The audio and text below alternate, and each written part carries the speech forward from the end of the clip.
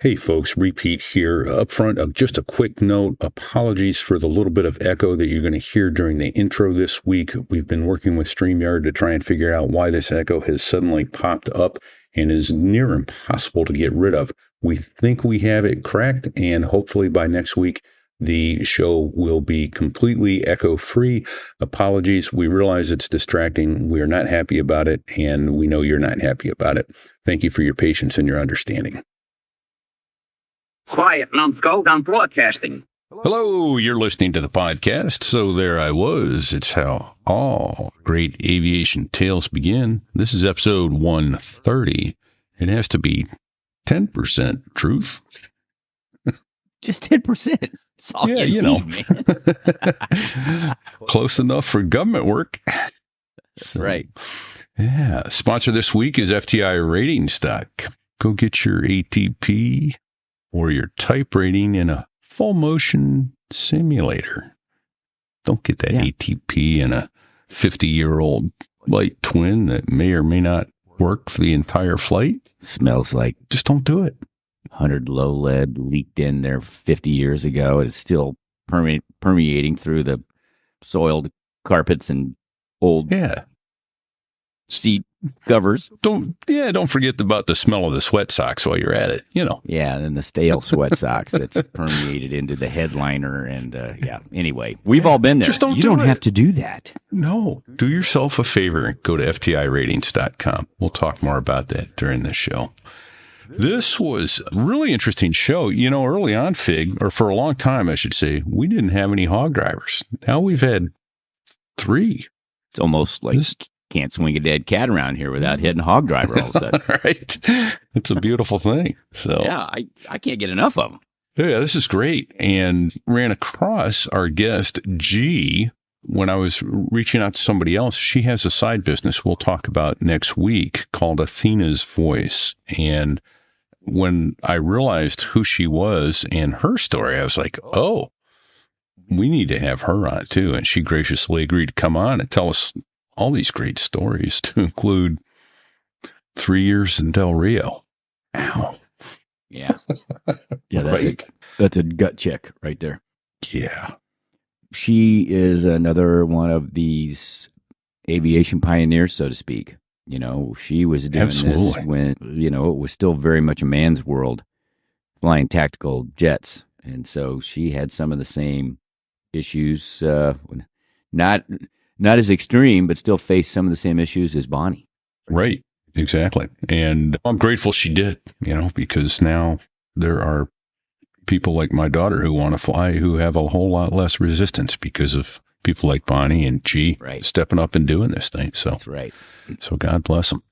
Then she talks about her first A-10 assignment in Korea. And then what happened there, Fig? First flight. Not gonna spoil it, but the first flight was a doozy. Welcome to Korea. Yeah. Yeah. Let's say she didn't take off and land at the same airfield. Right. Oh, yeah, you teased that one pretty good. Yeah. And there was a little gap from the time she finished training to the time she flew again in her first assignment squadron out there in Korea. So that didn't help. And then the first flight was a doozy. Let's just leave it at that. Right. Yeah. But as she said, if you don't take your hat and your wallet with you, something's going to happen. It's a dead giveaway. It's a dead giveaway. She didn't have her hat and her wallet. Yeah, she was asking for it, didn't know it. I mean, yeah, it's just tempting fate. So, not quite as egregious, but my wife did that once when she was at Delta. She did an out and back as a flight attendant, and she didn't take her day bag. Uh-oh. Nope. Yeah, nope. She wound up propping herself up on pillows and sleeping straight up so that she wouldn't mess up her hair or makeup. Oh, no. Yeah, that's not good. No, but that has nothing to do with this week. This was a fun show this week. It's going to be another fun show next week. Oh, you know what? The last thing I'll tease about this week's show was G's call sign. Great story. Yeah, great story. Yeah. So well done. Well done. All part of the harassment package. That's why it needs to be 10% truths, right? That's right. What do you say we get out of the way? Let's do it. Don't sit on the ejection seat handle. Story Don't sit. about crossing the pond at night in the world's smallest cockpit on the tanker through the weather. Oh, and to the tanker crew who did that, thanks a lot. We really appreciated that. I'm just kidding. No, I'm not.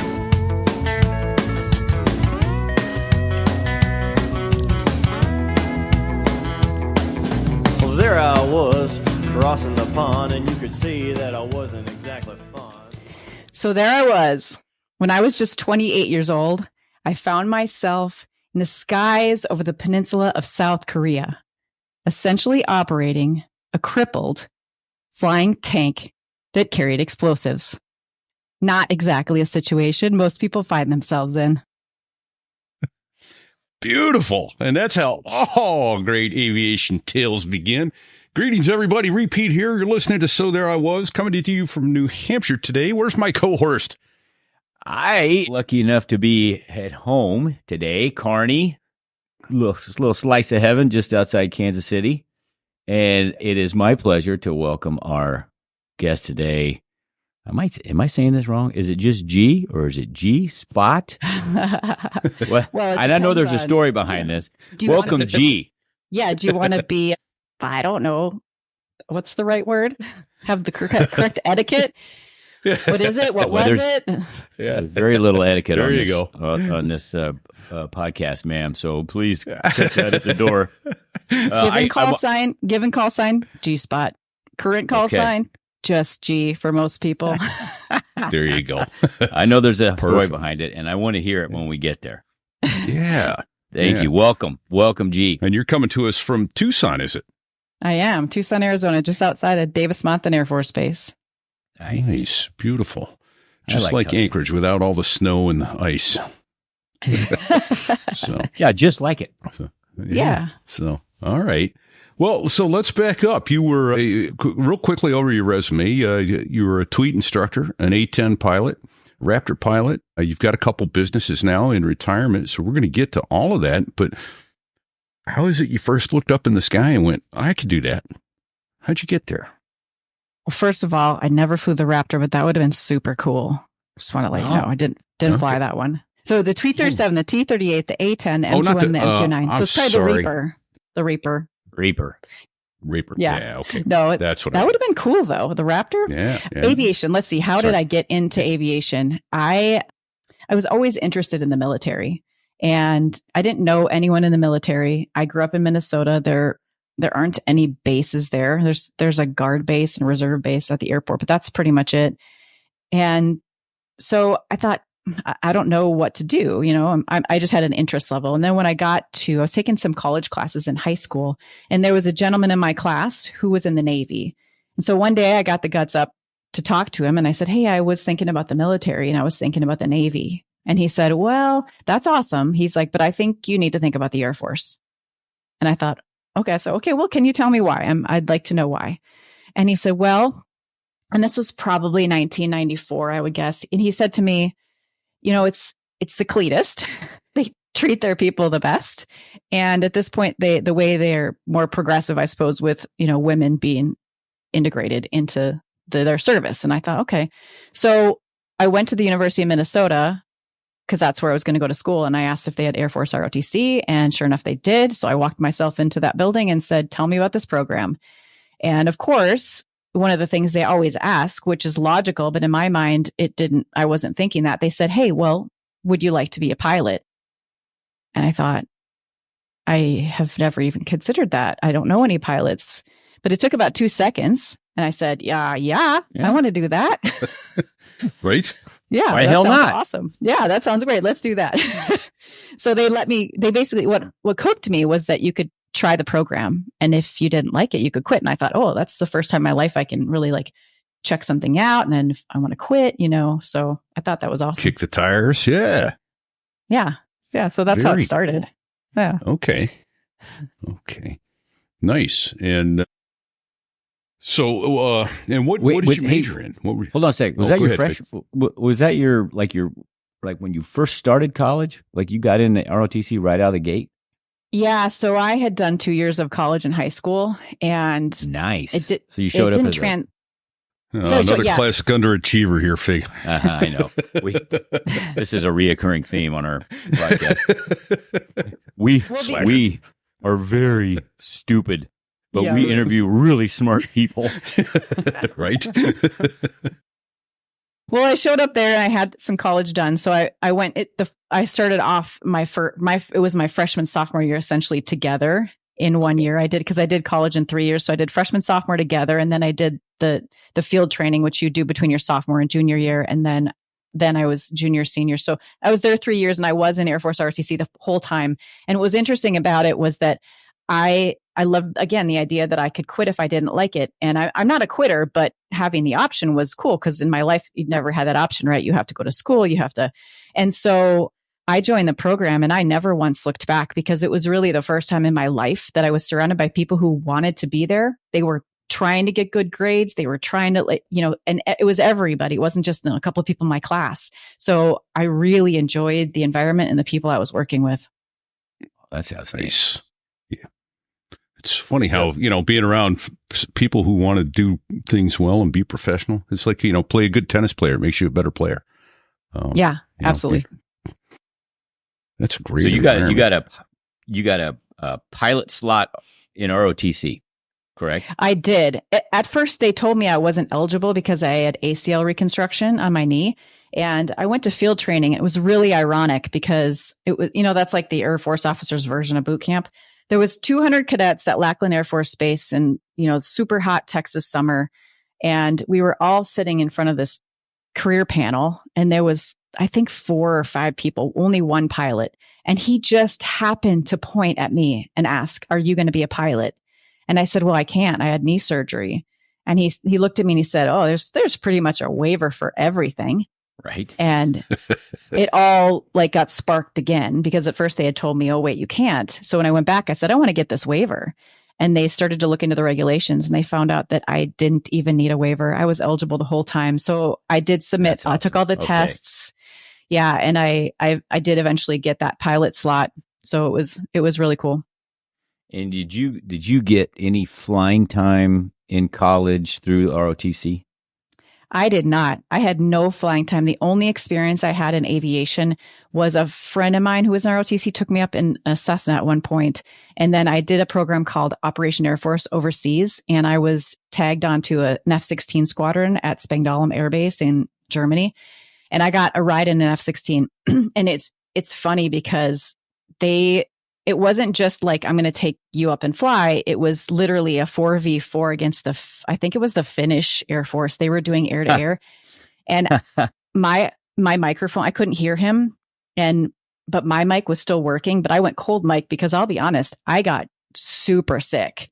I was literally still getting sick in the debrief. I had to leave the debrief, which you don't do, and get sick. And I was like, I'm never going to be able to be a pilot. This is never going to work. And I'll just tell you from personal experience, you can get over it. And so, for those out there who get sick, if you want to fly, you can make it happen. Just got to get your body used to it. This is also a reoccurring theme from other people. We've heard, RePete and I were very fortunate. We never got airsick, but so many people do. And it just looks miserable. Yeah, it looks miserable. But you can get over it. You can get through it. That's the most important point. Well, I remember in pilot training, some of the guys were complaining about how hard it was and this and that. And I'm like, try getting sick and trying to do it. It's even worse. Yeah. I think it was one of our Blue Angels almost quit from being sick, wasn't it? Wow. Yeah, no. Yeah, I don't remember now. But anyway, it just looks miserable. So good for you for getting through that. Do you remember, did you do anything or was it just time and repetition that got you past? Well, initially I did do a couple things. I learned what diet what worked for me, and it was like dry toast, not even butter. And then once my body was used to it, I was fine. And I figured it out because if I would have a break, even late in my career from aviation, I had to go back. I knew I would have to deal with it again. It's just a matter of getting that repetition on my body and doing it a lot. And your body goes, "Oh, okay, this is a normal state." Gotcha. Okay. No chorizo. Yeah, exactly. No, right? Oh, man. Awesome. Okay. And you did a couple other interesting things in school too, though. You were an athlete in high school until you goobered your knee up, right? I did. Yeah. I screwed my knee up. And then, but you continued on to do something that you didn't think would be that interesting. I didn't know hockey had cheerleaders. I know. Okay. Until today. Yeah. Most people say that. And it's funny. It's one of those things I'm like, oh, I don't know if I want to mention this because it's so off from what my eventual life career was. But the bottom line is that I'm willing to try things and give it a shot and not judge it before I actually, know what it's about. And so because I was a gymnast, the cheerleader said, hey, in high school, they're like, hey, you want to be in our competition squad cheerleading, cheer team? And I thought, oh, okay, I'll try it. And the competition piece of it, I've actually found quite fun. We were, doing stunts and tumbling and stuff. But then I got to college. I was on the football basketball cheer squad at the University of Minnesota. But the head coach, this is my interpretation of it, basically determined I was too big. 5'6" is too big. And so she said to me, she called me one day and she said, hey, can you skate? And I'm like, are you kidding? I'm from Minnesota. Yeah, I can skate. And she goes, okay, well, would you like to be on hockey cheerleading? And I said, sure, that sounds great. Because I was getting tired of her. And so I went and, joined hockey cheerleading. They were not too pleased and they couldn't do anything about it because the head coach had put me on their squad. Because the head coach, what she should have asked me is, do you know how to figure skate? That's a completely different question. So, I know how to play hockey skate, right? Yeah, not figure. I couldn't stop. I couldn't jump. So I ended up taking a class because I didn't want to be the loser on the team. But yeah, we did skate on the ice between, after the Zamboni goes out, and then we would skate on the ice and then we go out to the stands. But we get a lot of that. I didn't know there was hockey cheerleaders, or we'd go away and people would ask, don't you get in the way of the players? I'm like, well, we're not on the ice when the players are on the ice. Like, let's use logic here. Come on. No, kidding. That's not what we wore. No. Okay. That's funny, though. Wow. So I've been a hockey season ticket holder for over 20 years here at the University of New Hampshire, and they don't have hockey cheer. I've never seen hockey cheer, but I think it's just Minnesota, University of Minnesota Duluth, University of Minnesota. Yeah. The Gophers. Yeah. And and a shout out then to Bob Sopko, who is the head coach of the Minnesota hockey team. His wife and my wife were sandwich girls together at Delta. And so we've known them for many years. There was some kind of connection. I couldn't figure out where you were going with that. It was. And I've told the sandwich girl story on another show, but briefly, my wife was a flight attendant at Delta and had a passenger with the good manners to refer to her face as Sandwich Girl. So she made the mistake of telling me, and that's been her call sign ever since. Oh, wow. Awesome. No, well, that's cool. And yeah, like I say, I was surprised to hear that there were hockey cheer. So, but the athleticism certainly helped. What kind of OCS did you have to do after ROTC? Anything? Did you guys have to do any kind of a pre-commissioning program? So when you're at ROTC, you do your training throughout the year. So you have a class each semester. You have a class in the leadership lab, and you do physical training. And then between your sophomore and junior year, you go to 4 weeks of field training. Again, this is old data. I don't know if that's how they still do it. This is back in the 90s. I think it's still the same, but yeah, the training is done in conjunction with your college. Okay. Yeah. Because I knew that the Marines that did Navy ROTC still had to go what they call 6 weeks of Bulldog, go to Quantico and get their asses chewed by some gunnery sergeants and staff sergeants. That's probably essentially what field training was. It was literally 4 weeks of, where they're hitting cans, screaming at you to get up out of your cots, and where you're, folding things perfectly and making your bed straight and standing at attention and marching and obstacle courses, that kind of stuff. Gotcha. Okay. Well, and then what was next? On to flight school? Yeah. With my massively scientific degree, right? Yeah. What is that? I saw that in the show notes. What exactly is that? It's funny because when I went to ROTC and talked to them, they said, okay, well, with your GPA, we can get you a scholarship, no problem. And I thought, there you go, you found it. Okay, yeah. Not me, but that's it. So they said, you can get a scholarship. And I thought, that's great. And so a couple months later, I went in to have the meeting with the colonel, the pre-scholarship meeting. And he said, now you realize you're not going to get this scholarship, right?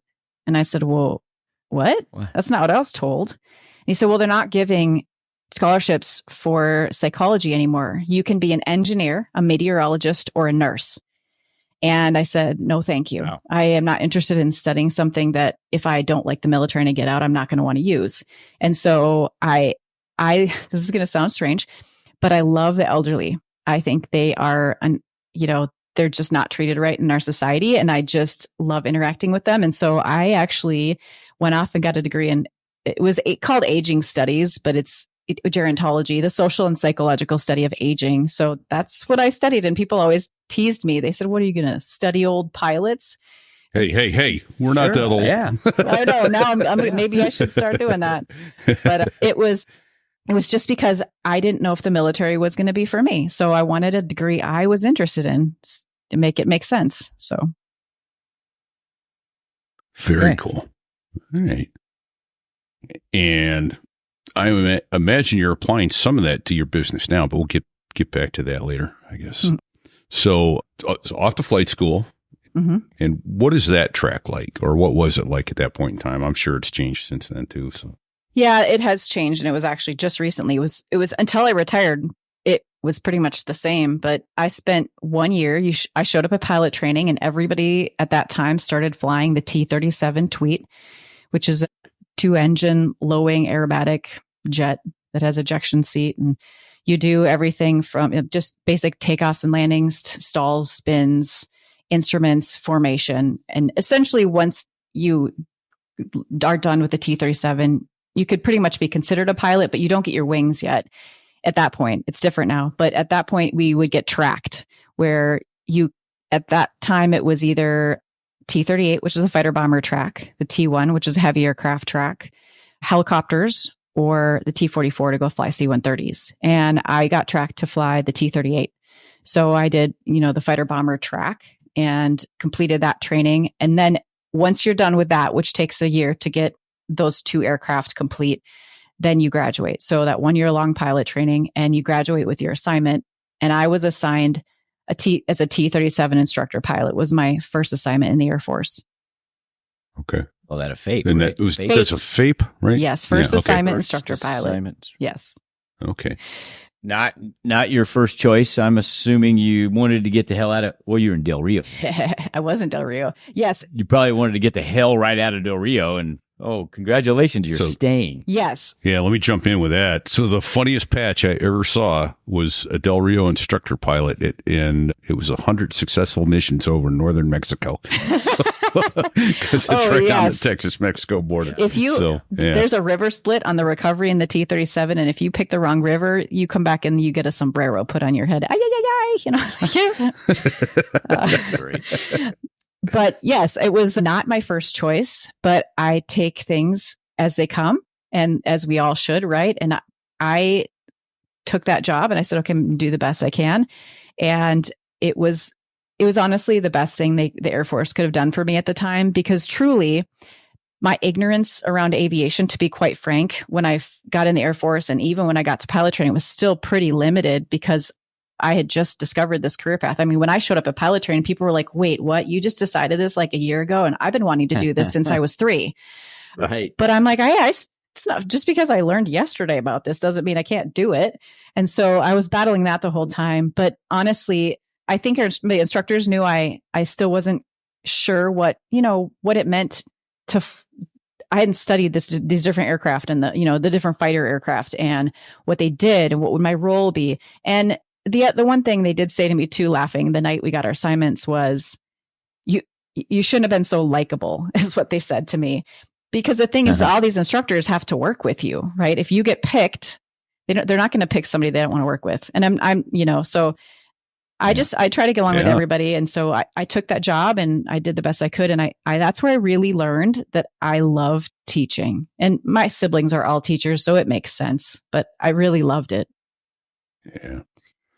Fig and I have both taught, and I think I'd speak for both of us when I say I never learned more about flying in my life than I was when I was having to teach others. Right. That's exactly right. It's true. In anything. I mean, you really have to understand it to teach it. That's why one of the things I tell students is if you want to really learn, go teach your friend.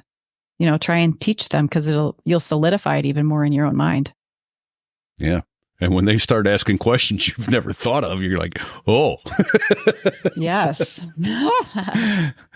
So that was a three-year assignment as a FAPE. Is that right? It was. Yep. 3 years in W. And then you selected A-10s. And did you have, was the world your tomato, so to speak? Could you gone anywhere? Well, you wanted A-10s? It was one of those things, it's a dream sheet where you select your aircraft and here's your 4 options. Cause I was a FAPE with a fighter follow-on. There were other FAPEs that had bomber follow-ons. So I had the 4 fighters to choose from: F-15C, F-15E, A-10, F-16. And so I put my dream sheet in, and then they ultimately say, oh, we only have one A-10. There's 4 FAPEs, and who's going to get what they do, the hey, who gets what thing. And I got the A-10. Yeah. So.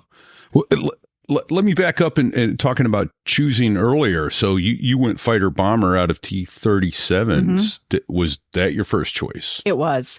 I will be very honest. I think it was my ego speaking at that time. I mean, I just wanted to do the coolest fast. I mean, I loved formation. That was, to me, when I got to formation in the T-37, if you don't love formation, you better not go fighters, in my humble opinion.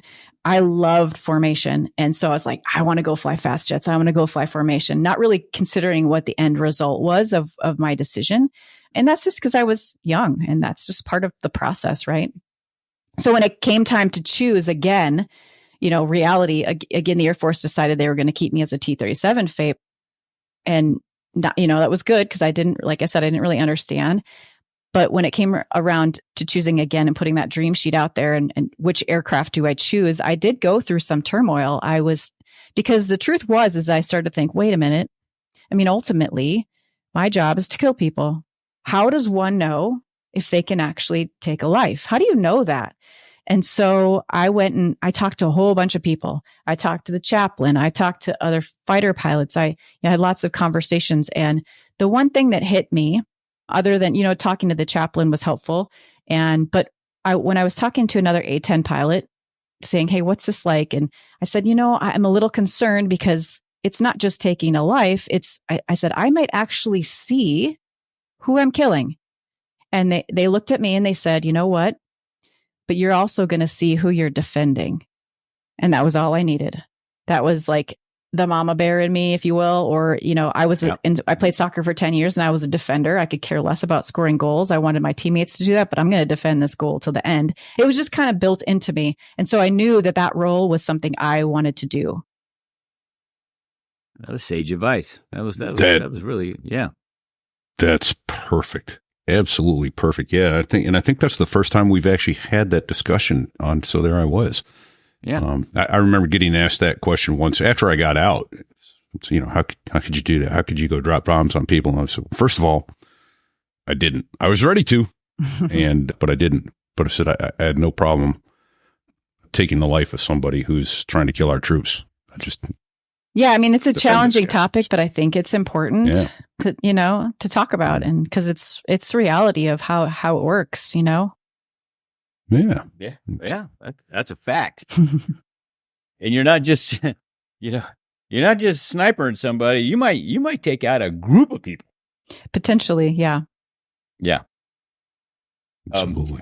Hey, so you went to I guess you guys call it the FTU, right? Not the RAG.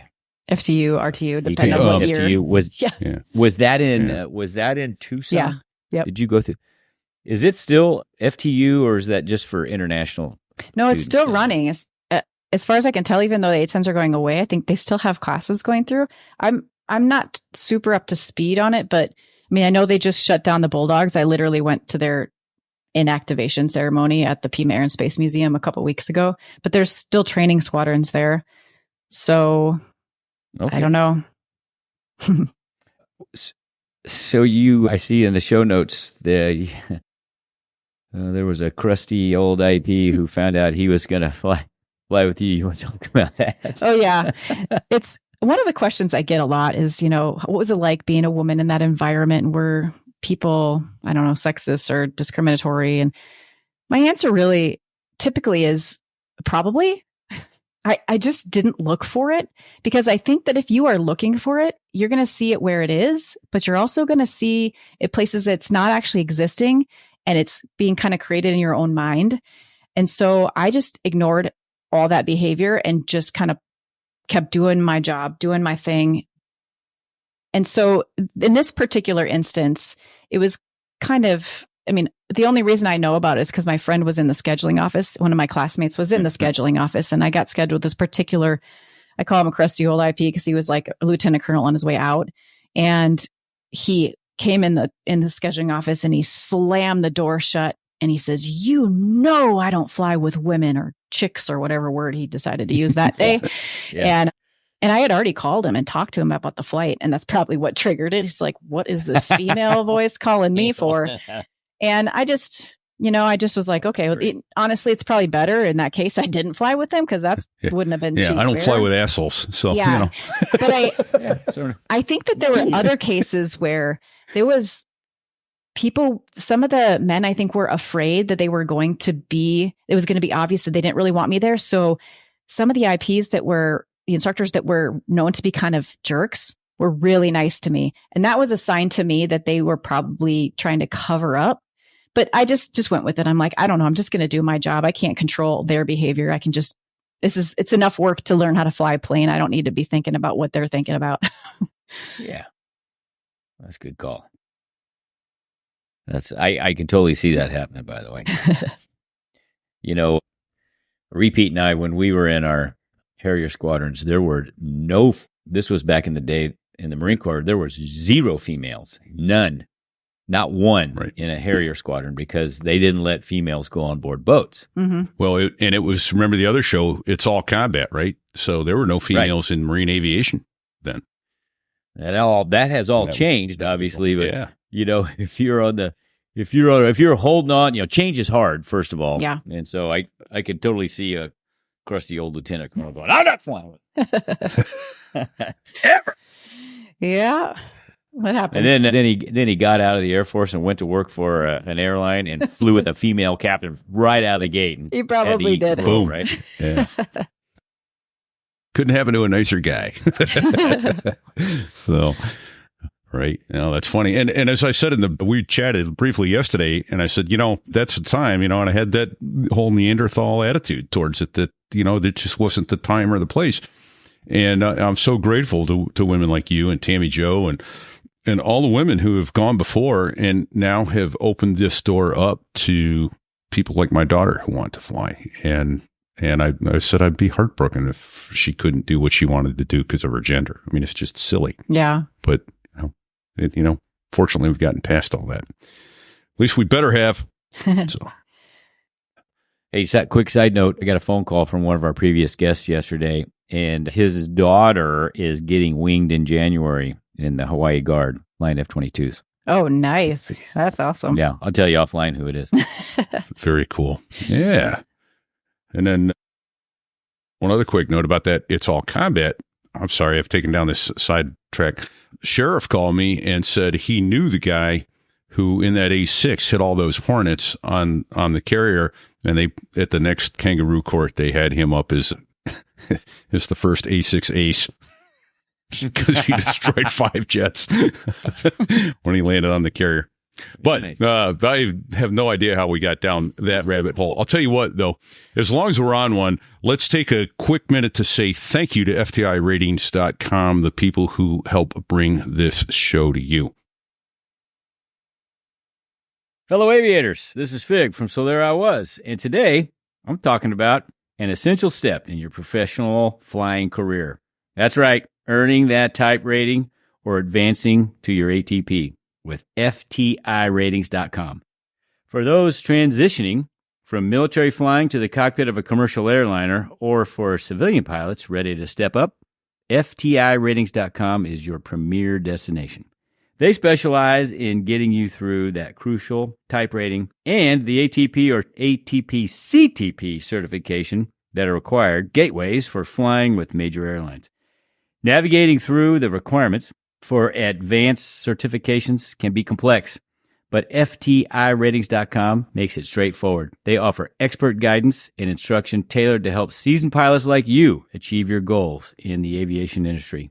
Every FTI instructor is a veteran who has been through this very process and knows exactly what to teach you to get you ready for your ATP or type certificate. And if you're looking to maximize your benefits, FTIratings.com is an excellent choice for using your VA benefits. How about that? Plus, just for our listeners, when you mention "So There I Was" during your registration, you'll get $100 off your first course. It's a great way to kickstart your advanced training and save some money as you prepare for the next big leap in your flying career. And don't forget, no matter where you are, you can prepare using their iPad-based study materials at a time and location that's convenient for you. So whether you're aiming for that Boeing or Airbus cockpit or gearing up to earn your ATP, FTIratings.com is your co-pilot in professional aviation training. With their specialized courses and expert instructors, you're not just learning, you're getting ready to take command of an airliner. Thanks for joining me on this flight path to success. Remember, with FTIratings.com, clear skies aren't as far away as they seem.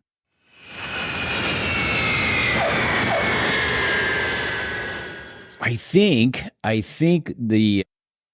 you opened with this. So your first assignment was in Korea, right? My first A-10 assignment, right? yeah. First A-10 assignment, yeah. And so was it? It wasn't your first sortie, was it? Mm-hmm. No, no. Well, let's go there. Yeah. Paint the picture. Okay. Was it a sunny day? Was it at nighttime? Yeah. So how'd this go? I hadn't flown in 3 months, right? Because you show up at Korea, gosh. And they got to get all the paperwork. You got to find a place to live, all the admin stuff. And so finally get a chance to fly. Super, I'm anxious, but I'm super excited. And so what happens is the brief goes long, standard, right? But we still have this takeoff time we need to make. And so we take off and we're rolling down the runway. Everything's fine. And then a little while into the flight, I look at my oil system and I notice that it's all over the place. And I mentioned to my flight lead, I said, my oil system, my oil gauge is kind of all over the place. And he literally was like, copy that, keep an eye on it. And I'm like, okay. Well, come to find out that the A-10 is steam gauges and they kind of flutter sometimes. And he was thinking it was that. But the tweet, which I had flown for several years prior, does the same exact thing. So what I was seeing was not just the flutter. It was literally like, whoop, and it would go all the way. And I'm like, this isn't normal. So I'm thinking, just keep an eye on it. Well, I will. Finally, I'm like, I have to shut this engine down. And so we're flying around and I can tell he is so nervous. My instructor who's on my wing, because we don't have any two-seat models. So even though I hadn't flown in 3 months, I was by myself because there's only one seat in every single A-10. So even the first time you fly it, you're by yourself. And so I'm, by myself, I'm handling this emergency and, I shut the engine down and I'm talking him through it because I'm thinking, my mind is going, oh my gosh, he's wondering if I'm going to shut the right engine down. He's wondering, I'm trying to make him feel comfortable. That's what I was worried about. Because the interesting thing was that we do so much training in the Air Force. And I mean, I'm sure you do too, but we do these things called stand-ups. And you literally have to stand up in front of everybody in your class and all the instructors and stand at attention and step by step go through everything you're going to do in the aircraft. And so, it's like beat into us. And so when I got this emergency, I'm like, oh, okay, this is just, I'm going to shut my engine down. I'm going to, make sure I step on the ball and make sure I turn in the good engine. And, this kind of, it just all clicked because I was prepared. And when we had to find a place to land, we weren't going back to Osan. We're going to go land at Kunsan. I hadn't even landed at Osan, so I guess it didn't really matter where I landed, right? It's all the same. Yeah, first landing in Korea, first takeoff at Osan, first landing at Kunsan. And I landed and everything was fine. And the story is almost kind of boring, but I think the lesson taken out of it is the reason that it could have been pretty scary because when I got back to the squadron the next day, people were coming up to me and they were shaking my hand and giving me hugs. And they said, great job. The last guy to get in that situation crashed the jet because I guess he didn't control the yaw on when he was coming down for landing. And then he did a go around and then really didn't control it and started to spin and he had to punch out. And I thought, wow, I mean, okay, but it was super funny because something's going to happen when you don't take your wallet and your hat. you ended up in Kunsan with no money and no hat. And I got greeted by another, I was a captain because I had this other assignment before, but I was brand new wingman. Sure, yeah. And I got greeted by another wingman going, oh, we knew it was one of the new guys. We just knew it. And here I am, I don't have a hat. I don't have any money. I'm stuck overnight. And yeah, it was funny. The whole reason I didn't take my wallet was because I was going to put a down payment on an apartment. I had to have the deposit and they had only had the equivalent of $10 bills. And so I had $1,500 of $10 bills in my wallet. And I was like, this is not going to fit in my G suit. Screw it. Like at that moment, I might've just said, give me an EP and send me somewhere else. Cause that's what's going to happen. So again, I mean, the result, you kind of oh, well, that's not much, but having to shut down an engine is a big deal. I mean, that's not a minor emergency, but no. And how apropos it was on your very first flight in your first gun squadron, so to speak. Right. Exactly. Well, hey, welcome aboard. Yeah, no kidding. At least I think it's one of the things you can walk in the squadron and say, well, I guess she earned her place here, at least for this minute. Yeah, got right checking the wall. Yeah, we know she can until fly you around put one on into the engine. stands. That's right. Yeah. So that's a long title, but I kind of like that. Something's going to happen when you don't take your wallet and your hat. Well, it's true. That's how it played out. So was that the location, your first assignment, A-10 Squadron, where you received your call sign? It was. Or did you have that coming? It was? Okay. Can you tell that story? No, yeah. So when I was, so we had a naming ceremony. Obviously, we have these roll calls on Friday where people, they drink a little and have lots of fun, and we have rules and games, and it's a good time. I mean, it's just a way to bond and kind of let off some steam and share stories and learn about other people's mistakes and how we can not repeat what they did. And typically they'll tell a story about you. And the rule is it has to be 10% truth. only 10, not 11. 10%. Yeah. And so they tell the story about how I had gone up flying. It was an exercise, which means we had to fly 3 times in 12 hours and hurry out of there and stay home for 12 hours so we could come back in for 12 hours. And when we did these flights, each flight, in this case, I was doing an air to ground flight, which is what we typically did. So we flew up to the DMZ, the demilitarized zone on the North Korea, South Korea border. And we were doing practice runs. And so we got our target and I was rolling in on a guns pass, and we had just had a new upgrade to the system, and there was some changes in the heads up display and some system changes. And my instructor pilot, or not my instructor pilot, was my flight lead, because I didn't need an instructor, but he said, okay, I want you to flip these switches and hand put the altitude in. I'm like, we don't have to do that anymore. It's in our system. And he's like, no, I want you to hand put it in. I'm like, okay. And I finally figure out how to do that again. I roll in on the target, and I'm supposed to be between 1.1 or 1.2 and 1.0 slant range as I'm going to the target. That's my distance from the target. Otherwise I have to abort. And so I roll in, I see the target, I'm ready to shoot, and I see 0.9. And I'm like, 2's off dry, slant range, telling I didn't shoot, and this is why. And he's like, okay, safe him up. Let's head home. I'm like, negative. I'm like, we need a 50% hit rate. This is an exercise. I need to get 50%, and I have nothing right now. So the target was super easy. I mean, I could see it clear as day. I'm like, okay, so I'm doing the distance from the target, my fist about, we're doing all the visual and all that stuff. Yeah. The TLAR method. Yeah. But I mean, I had data that looks about right. Up. So I rolled in, and about the timing that I should be shooting, I was like, I know I am not this close. There's something wrong with the system. And because we're in the DMZ, our guns were pinned and we were just verbally saying guns, guns, guns. So I go guns, guns, guns, guns, guns, guns. And I came off the target and we go back to the squadron. We're putting our video up on these big screens in our debriefing room so I can get our data, turn them in so we could go home. And I looked up at the heads up display that was huge in the room, right? Everyone's, in there looking. I'm like, yeah, snowman. I'm like, what is that number? He's like, Tammy, that's your G meter.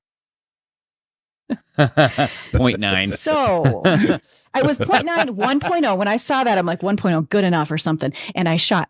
Yeah. And I was like, oh, yeah. So what had happened was when I was trying to hot toggle the elevation in, I switched to a fixed gun cross, which doesn't have your computed slant range. And so my mind gravitated to the closest number that made sense in that, 2 seconds you have. There you go. So I used the G meter as my slant range on a target. That's the shortest version. And it's funny. Like, that's a funny story. Usually you get your name because you do something stupid.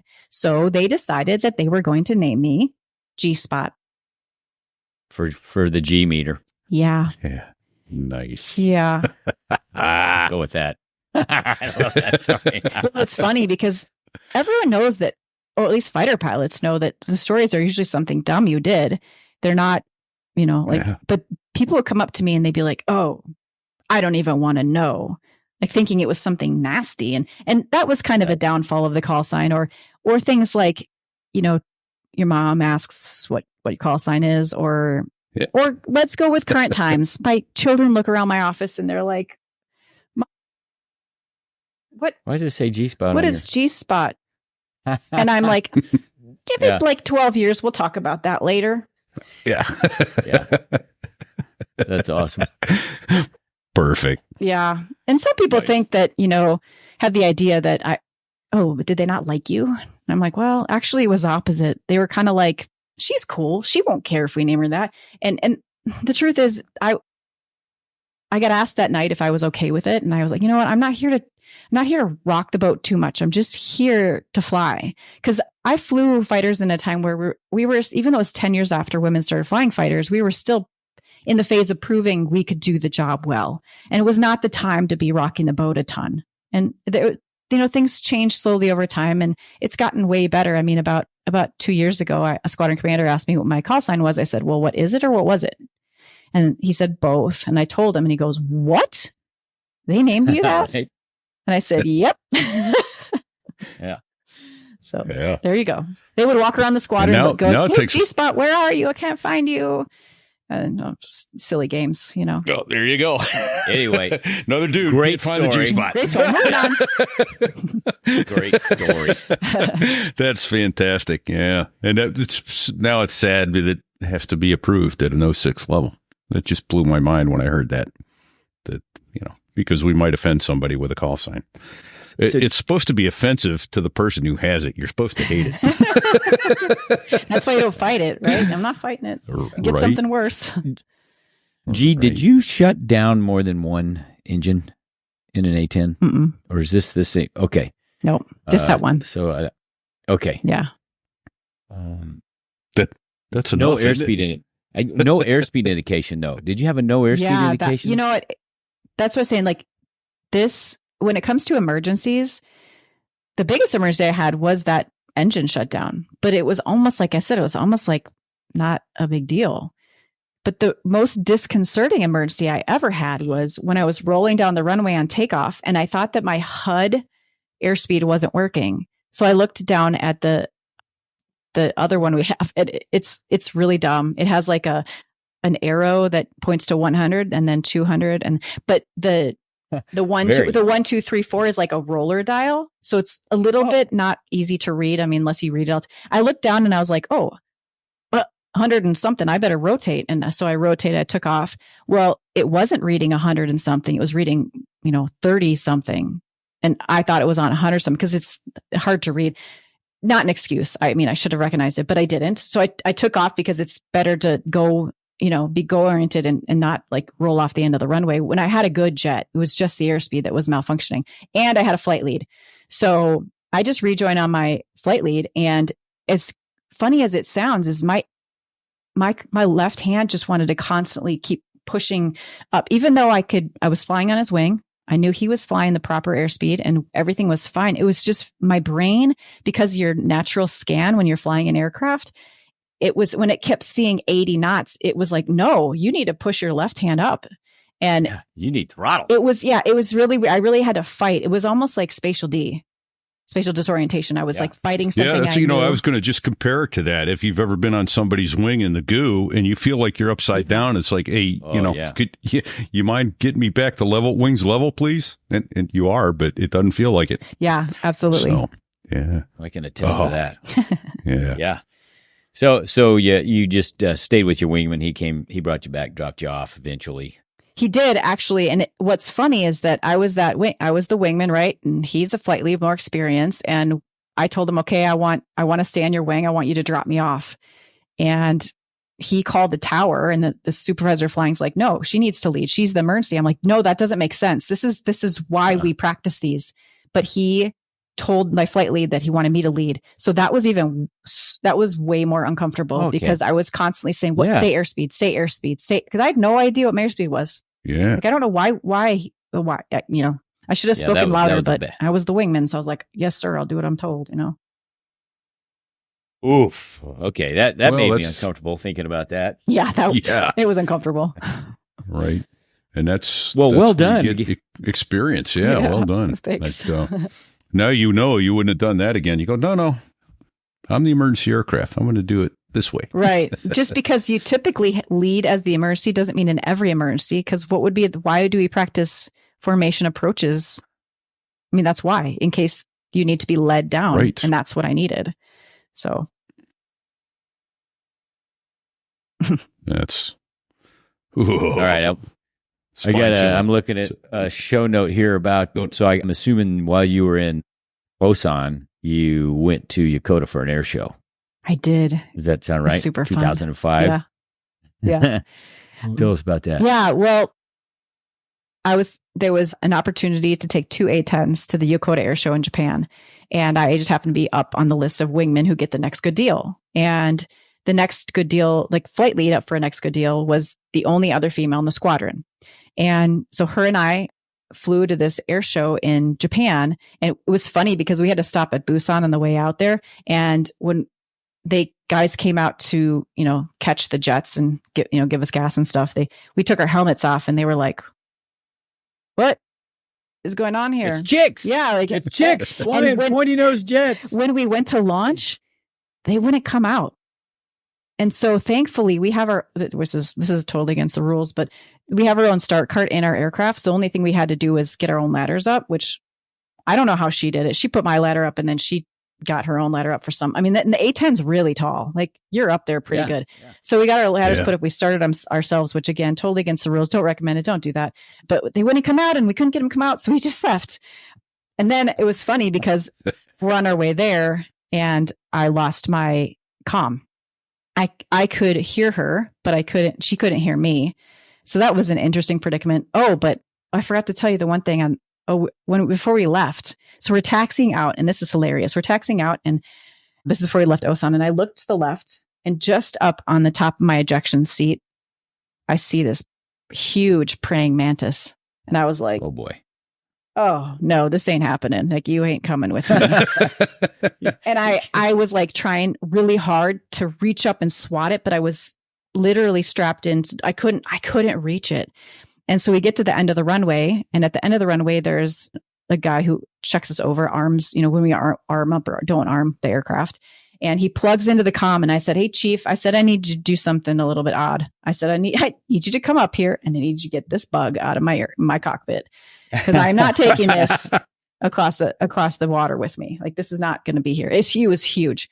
And so he was real nice. He swatted it, and it was, wasn't sitting there anymore. And we do this 2-hop. We get to Yokota, we land, and I get over the rail, and I'm grabbing all my stuff. And I look down by my right rudder pedal, and there he is. There he was. You imported him anyway. And somebody said to me, they're like, I think that you just you're not supposed to do that. I'm like, it's not like I intentionally grabbed this praying mantis and said, let's bring it to Japan. Right. But this thing was there the whole time. I'm glad I never saw it. But it's kind of a silly story, but it's funny. So that explains a lot. So that was in 2005. In 2007, there was an insect that got wiped out by praying mantises, and that insect fertilized some special Fuji fruit that is extinct now. Way to go. So you're saying it was me? Yeah. I totally pulled that right out of thin air. Possible. Let's hope not. That's our story, and we're stuck with it. Yeah, exactly. Oh, too funny. Well, so that praying mantis that was on the ejection seat had a wingman, I bet. Maybe he did. Because the chief surely got him out of there. You would think so. You would think so, but right? No, maybe it just hopped right back in. I don't know. He wanted to go. He wanted to go for a ride. Yeah. He did. All right. Well, I think that's a good place to wrap it up for this week, bringing invasive species across international borders. And so we want to start by saying thank you for your service. We appreciate that. It was an honor. Thank you for yours as well. All that you've done. And we'll be having you back next week for more of this conversation. Looking forward to it. Thank you very much, G. And thank you to Dave Hamilton over at Backbeat Media Online. Thank you to Badass, bdsaviationphotography.com. Give us a rating at sidereawaves.us/rate. Find our merch in the merch store, sidereawaves.us/merch. And Gee, we have bikinis, by the way. I know you're in Tucson. You're probably still bikini season down there. Any other thank yous? Oh, we got to thank Sticks and Bago, who are online doing production work for us. Yeah, thank you, Sticks.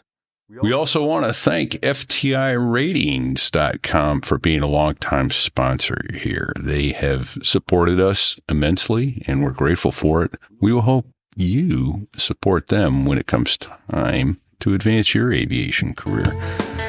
And what else comes to mind, Fig? Any other thank yous? Well, suddenly, just off the top of my head, I feel like we need to say thank you to the Dos Gringos. Oh, those guys. Both yes. Those guys. They're the F-16 pilots that make the Air Force sound good. And honestly, there is not one bad song on any of their 4 albums. You can't have a bad day listening to a Dos Gringos song. No. And we are grateful to them for letting us use their music in our show. So, till next week, stay safe and check 6.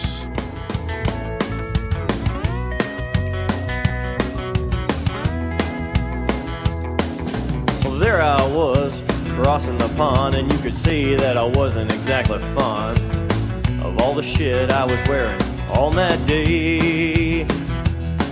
Now an F-16 is cramped enough, but it's even worse with all that stuff supposed to save your life. But we knew there was no way. 'Cause when you're going down the North Atlantic, man, it's over. It's what? He said it was over.